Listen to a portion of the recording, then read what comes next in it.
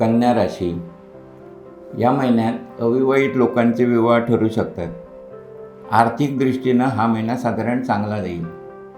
Commission स्वरूपाचे धंदे करणारे किंवा शेअर मार्केट्समध्ये जे काम करतात किंवा तशा पद्धतीचा व्यवसाय करतात त्यांना फायदा होईल. प्रवास घडेल.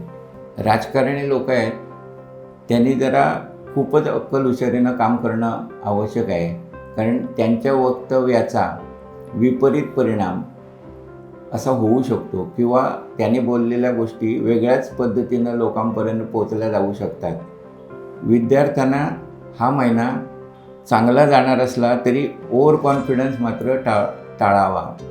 एखाद्या धार्मिक कार्यात सहभाग घ्याल. या महिन्यात जो गुरु पुष्यामृत योग आहे त्यावेळी काही खरेदी करायची असली तर तुम्ही करू शकता. आणि या दृष्टीनं थोडासा घरातल्या बायका माणसांचा तुमच्या मागे ससेमेरासुद्धा असेल, त्यामुळे आधीपासूनच याबद्दल मनात तुम्ही ठोकताळेच ठेवून दिले तर चांगलं होईल.